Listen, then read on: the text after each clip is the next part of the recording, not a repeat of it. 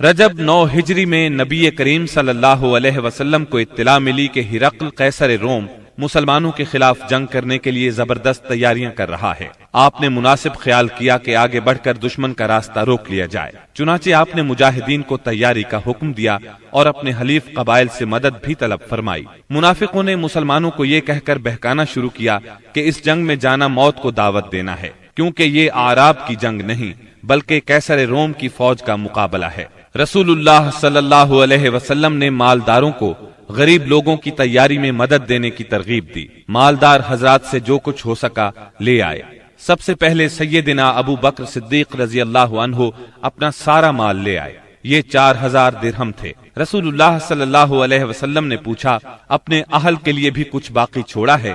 سیدنا ابو بکر صدیق رضی اللہ عنہ نے جواب میں عرض کیا، ان کے لیے اللہ اور اس کے رسول کو چھوڑا ہے۔ سیدنا عمر رضی اللہ عنہ اپنا آدھا مال لائے۔ سیدنا عثمان بن عفان رضی اللہ عنہ کے متعلق کہا جاتا ہے کہ انہوں نے 10,000 دینار، پالان اور کجاوے سمیت 300 اونٹ اور 50 گھوڑے دیے۔ اس پر نبی کریم صلی اللہ علیہ وسلم نے ان کے بارے میں فرمایا، آج کے بعد عثمان جو بھی کریں انہیں نقصان نہیں ہوگا۔ اس کے بعد عثمان رضی اللہ عنہ نے پھر صدقہ کیا، پھر اور صدقہ کیا، یہاں تک کہ ان کے صدقے کی مقدار نقدی کے علاوہ 900 اونٹ اور 100 گھوڑے تک جا پہنچی۔ سیدنا عبد الرحمن بن عوف رضی اللہ عنہ 200 اوقیہ یعنی 8000 درہم کے برابر چاندی لائے۔ سیدنا عباس رضی اللہ عنہ بہت سا مال لائے۔ سیدنا طلحہ، سعد بن عبادہ اور محمد بن مسلمہ وغیرہ بھی مال لے کر آئے۔ سیدنا عاصم بن عدی رضی اللہ عنہ 90 وسق یعنی 13,500 کلو کھجوریں لائے۔ باقی صحابہ نے بھی اپنی اپنی بساط کے مطابق بڑھ چڑھ کر صدقات کی لائن لگا دی، یہاں تک کہ عورتوں نے بھی اپنے زیورات اتار اتار کر آپ کی خدمت میں بھیج دیے۔ تنگ دست صحابہ کرام آپ صلی اللہ علیہ وسلم سے سواری طلب کرنے کے لیے آئے۔ آپ نے فرمایا، میں کچھ نہیں پاتا جس پر آپ لوگوں کو سوار کروں۔ وہ اس حالت میں واپس لوٹے کہ ان کی آنکھیں آنسو بہا رہی تھیں، اس لیے کہ وہ کچھ خرچ کرنے کو بھی نہ پا سکے۔ چنانچہ ان حضرات کو سیدنا عباس اور سیدنا عثمان رضی اللہ عنہما نے تیار کیا۔ نبی کریم صلی اللہ علیہ وسلم نے مدینہ منورہ کا انتظام محمد بن مسلمہ کو سونپا۔ بال بچوں پر سیدنا علی رضی اللہ عنہ کو مقرر فرمایا، خود لشکر لے کر تبوک کی طرف روانہ ہوئے۔ تبوک شام کی سرحد پر واقع ہے۔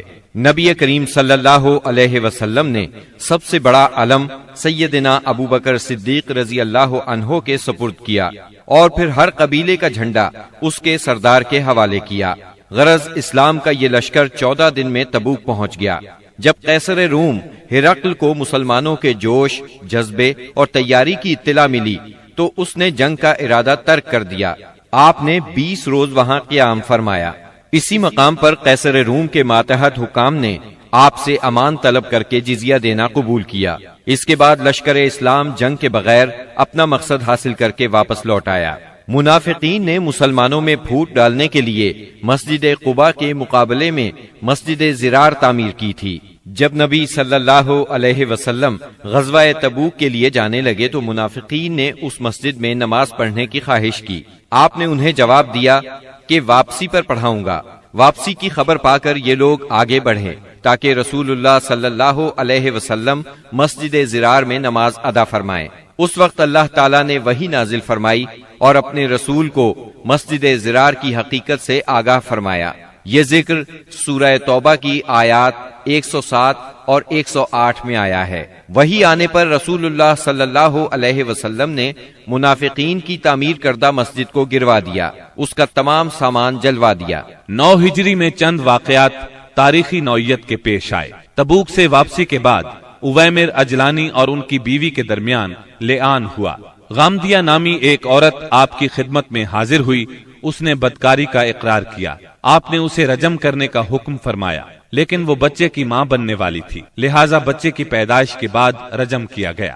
اسہمہ نجاشی شاہ حبشہ نے وفات پائی اور رسول اللہ صلی اللہ علیہ وسلم نے ان کی غائبانہ نماز جنازہ ادا فرمائی۔ نبی صلی اللہ علیہ وسلم کی صاحبزادی ام کلثوم رضی اللہ عنہا کی وفات ہوئی۔ ان کی وفات پر آپ کو سخت غم ہوا اور آپ نے سیدنا عثمان رضی اللہ عنہ سے فرمایا، اگر میرے ہاں تیسری بیٹی ہوتی تو اس کی شادی بھی میں تم سے کر دیتا۔ تبوک سے رسول اللہ صلی اللہ علیہ وسلم کی واپسی کے بعد منافقین کے سردار عبداللہ بن ابی نے وفات پائی۔ رسول اللہ صلی اللہ علیہ وسلم نے اس کے لیے دعائے مغفرت کی۔ سیدنا عمر رضی اللہ عنہ نے آپ سے عرض کیا آپ اس کی نماز جنازہ نہ پڑھیں، لیکن آپ نے نماز پڑھی۔ بعد میں وحی نازل ہوئی، اس میں سیدنا عمر رضی اللہ عنہ کی رائے کی تائید نازل ہوئی۔ رسول اللہ صلی اللہ علیہ وسلم اور مسلمانوں کو منافقین کی نماز جنازہ پڑھنے سے روک دیا گیا۔ اس سال کے دوران میں حج فرض ہوا۔ رسول اللہ صلی اللہ علیہ وسلم نے 300 صحابہ کرام کا ایک قافلہ حج کے لیے روانہ فرمایا۔ سیدنا ابو بکر صدیق رضی اللہ عنہ کو امیر حج مقرر کیا اور انہیں ہدایت کر دی کہ سب کو حج کا اسلامی طریقہ بتائیں۔ سیدنا ابو بکر صدیق رضی اللہ عنہ کی روانگی کے بعد سورہ برات یعنی سورہ توبہ کی ابتدائی آیات نازل ہوئیں، جس میں ان تمام مشرکین سے عہد توڑنے کا حکم تھا جنہوں نے اپنے عہد کی پاسداری نہیں کی تھی، اور ان کو اور ان لوگوں کو جن کا سرے سے کوئی عہد ہی نہیں تھا 4 مہینے کی مہلت دی گئی تھی کہ اس دوران میں جس طرح چاہیں زمین میں گھوم پھر لیں، تاکہ انہیں معلوم ہو جائے کہ وہ اللہ کو بے بس نہیں کر سکتے، اور یہ کہ اللہ کافروں کو رسوا کر کے رہے گا۔ البتہ جو مشرکین اپنے عہد پر قائم تھے اسے توڑا نہیں تھا اور مسلمانوں کے خلاف کسی کی مدد نہیں کی تھی، ان کا عہد پورا کرنے کا حکم دیا گیا۔ آپ نے سیدنا علی رضی اللہ عنہ کو یہ آیات دے کر ناقہ پر سوار کیا اور روانہ فرمایا۔ انہوں نے حجاج کے قافلے کو راستے ہی میں جا لیا۔ سیدنا ابو بکر صدیق رضی اللہ عنہ نے امیر حج ہونے کی حیثیت سے ارکان حج ادا کیے، اور اس کے بعد سیدنا علی رضی اللہ عنہ نے سورہ برات کی ابتدائی آیات سنائیں۔ اس کے بعد سیدنا ابو بکر صدیق رضی اللہ عنہ نے صحابہ کرام کی ایک جماعت بھیج کر یہ اعلان کر دیا کہ اس سال کے بعد کوئی مشرک حج نہیں کر سکتا اور نہ کوئی ننگا آدمی بیت اللہ کا طواف کر سکتا ہے۔ یہ اعلان گویا جزیرت العرب سے بت پرستی کے خاتمے کا اعلان تھا، یعنی اس سال کے بعد بت پرستی کے لیے آمد و رفت کی کوئی گنجائش نہیں۔ غیر مسلم قوموں کے لیے جزیے کی ادائیگی کی فرضیت اور سود کی ممانعت کا حکم نازل ہوا۔ رسول اللہ صلی اللہ علیہ وسلم جو ہی تبوک سے مدینے واپس آئے، وفود کی آمد کا سلسلہ شروع ہو گیا۔ یہ سلسلہ اگلے برس 10 ہجری تک جاری رہا۔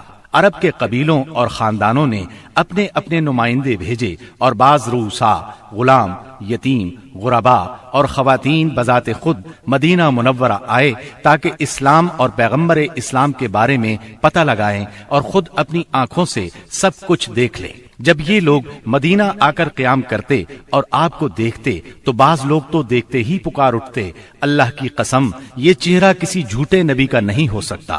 اس کے بعد اسلام قبول کر لیتے۔ جب جزیرہ عرب میں دعوت و تبلیغ مکمل ہو گئی اور اللہ نے اہل ایمان کی ایک ایسی جماعت پیدا فرما دی جو دعوت کی حفاظت کی ضامن اور اسے زمین کے کونے کونے تک پہنچانے کی کفیل تھی، تو اللہ تعالیٰ نے چاہا کہ رسول اللہ صلی اللہ علیہ وسلم کو انتقال سے قبل ان کی جہد پیہم کا ثمرہ بھی دکھلا دے۔ چنانچہ آپ کو ذی الحج 10 ہجری میں بیت اللہ کے حج سے مشرف فرمایا۔ آپ نے حج کا ارادہ فرمایا تو لوگوں میں اس کا اعلان کر دیا۔ آپ کا ارادہ حج سن کر تمام عرب ساتھ جانے کے لیے ٹوٹ پڑا۔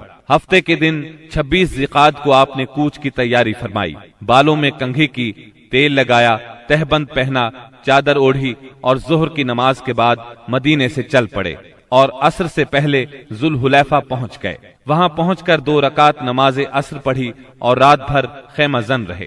صبح ہوئی تو صحابہ کرام سے فرمایا، رات میرے پروردگار کی طرف سے ایک آنے والا آیا، اس نے کہا اس مبارک وادی میں نماز پڑھو اور کہو حج میں عمرہ ہے۔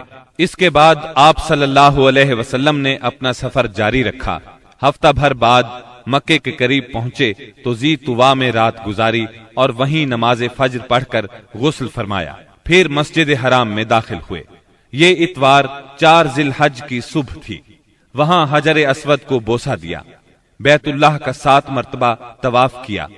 طواف کے بعد مقام ابراہیم پر نماز پڑھی اور دوبارہ حجر اسود کو بوسہ دیا۔ پھر کوہ صفا پر آئے، صفا اور مروہ کے درمیان سعی کی۔ اس کے بعد اعلان فرمایا، جس شخص کے ساتھ قربانی کا جانور نہ ہو وہ احرام کھول دے۔ 8 ذوالحج ترویہ کے دن آپ مکہ سے مینا تشریف لے گئے۔ اور وہاں 9 ذی الحج کی صبح تک قیام فرمایا۔ ظہر، عصر، مغرب، عشاء اور فجر کی نمازیں وہیں پڑھیں، پھر اتنی دیر ٹھہرے کہ سورج طلوع ہو گیا۔ اس کے بعد عرفہ کو چل پڑے۔ وہاں پہنچے تو وادی نمرہ میں قبہ تیار تھا، اسی میں اترے۔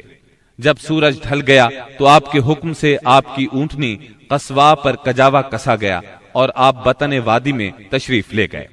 اس وقت آپ کے گرد 1,24,000 یا 1,44,000 انسانوں کا سمندر ٹھاٹھیں مار رہا تھا۔ آپ نے ان کے درمیان ایک جامع خطبہ ارشاد فرمایا۔ جو لوگ خطبے کے جملوں کو سن رہے تھے وہ دوسروں تک پہنچا رہے تھے اور سنانے کے لیے بلند آواز سے دوہرا رہے تھے۔ آپ صلی اللہ علیہ وسلم نے ارشاد فرمایا، جو لوگ یہاں موجود نہیں ہیں ان کو سننے والے یہ پیغام پہنچا دیں۔ نبی کریم صلی اللہ علیہ وسلم نے اپنے اس خطبے میں ارشاد فرمایا، لوگو میری باتوں کو غور سے سنو، کیونکہ میں نہیں جانتا، شاید اس سال کے بعد اس مقام پر میں تم سے کبھی نہ مل سکوں۔ لوگو، جیسا کہ یہ دن، یہ مہینہ اور یہ شہر مکہ حرمت والا ہے، اسی طرح ایک دوسرے کے جان و مال تم پر حرام ہے۔ سن لو، جاہلیت کی ہر چیز میرے پاؤں تلے روند دی گئی، جاہلیت کے خون بھی ختم کر دیے گئے، اور ہمارے خون میں سے پہلا خون ربیعہ بن حارث کے بیٹے کا خون ہے، میں اس کو ختم کر رہا ہوں۔ یہ بچہ بنو سعد میں دودھ پی رہا تھا کہ انہی ایام میں قبیلہ بنو حذیل نے اسے قتل کر دیا، اور جاہلیت کا سود ختم کر دیا گیا، اور ہمارے سود میں سے پہلا سود عباس بن عبد المطلب کا ہے، میں اس کو ختم کر رہا ہوں۔ اب یہ سارے کا سارا سود ختم ہے۔ اے لوگو، عورتوں کا تم پر حق ہے جیسا کہ تمہارا ان پر حق ہے، عورتوں کے ساتھ بھلائی کرو، تمہیں بہت جلد اللہ کے سامنے حاضر ہونا ہے، اور وہ تم سے تمہارے اعمال کے بارے میں سوال فرمائے گا۔ خبردار خبردار، میرے بعد گمراہ نہ ہو جانا۔ لوگو، نہ تو میرے بعد کوئی پیغمبر ہے، نہ کوئی اور امت ہی پیدا ہونے والی ہے۔ خوب سن لو، اپنے پروردگار کی عبادت کرنا، پنجگانہ نماز ادا کرنا، رمضان کے روزے رکھنا، اپنے مالوں کی زکوٰۃ دینا۔ تمام مسلمان محکوم ہوں یا آزاد، یکساں ذمہ داریاں اور حقوق رکھتے ہیں۔ اعمال دین کے سوا کسی کو کسی پر کوئی فضیلت نہیں۔ تم اپنے غلاموں کو وہ کھلاؤ جو تم خود کھاتے ہو، اور انہیں وہ لباس پہناؤ جو تم خود پہنتے ہو۔ ان پر نہ کوئی ظلم کرو اور نہ ان کا کوئی حق چھینو۔ امانتیں ان کے مالکوں کے سپرد کرنا چاہیے۔ دوسروں پر ظلم نہ کرو تاکہ تم پر بھی ظلم نہ کیا جائے۔ سود حرام ہے۔